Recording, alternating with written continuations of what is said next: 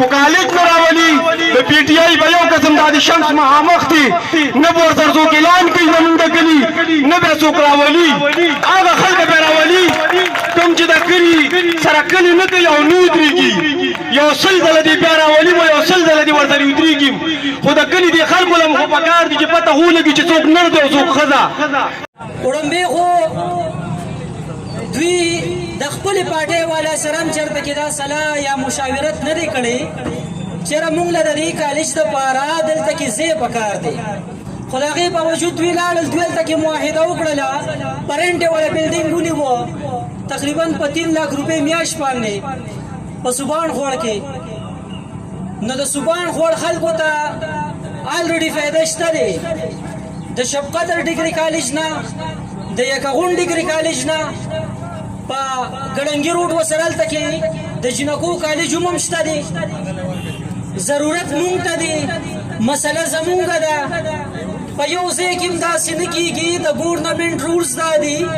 چې په کوم ځای کې تا سره آلریډي یو کالج وي نو هغه سره به ته په 7 کیلومیټره کې بیا بل کالج منظور دی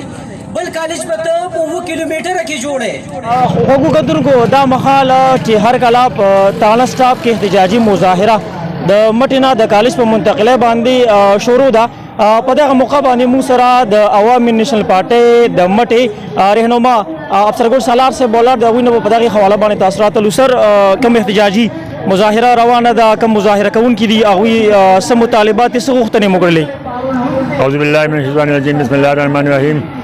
تاسو شکریہ ادا کوو تاسو زموږ نه په دې حوالې سره تپوس کوئ زموږ ایجنټ صرف د کالج ده چې دا کالج د مټې په نوم باندې منظور شوی او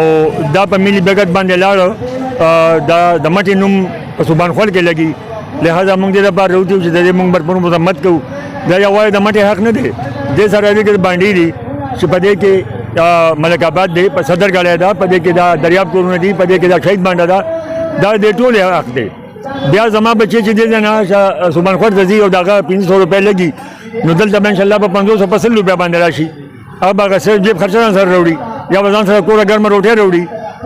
دا کوم چې هلته کې په ملي بګت باندې تللی دی د دې بلډینګ نشته دې په کرایه باندې ځای نیولی دی او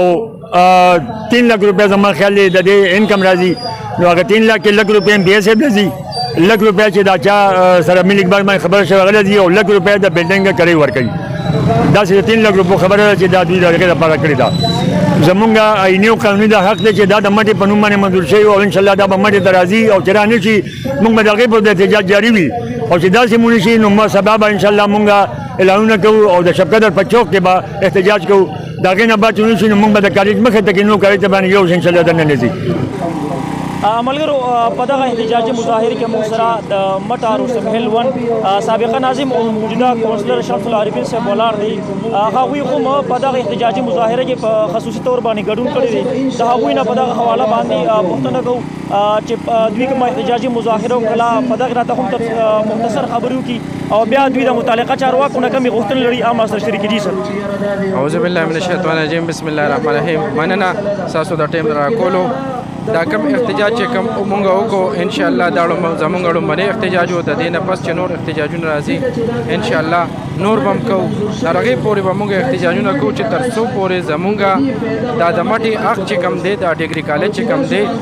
او دا کم نوم یې چې ورکړی مټه 2 نو انشاءالله دا د مټې ځمکې ته وروړو هغې پورې به مونږ احتجاج کوو ځکه چې د احتجاج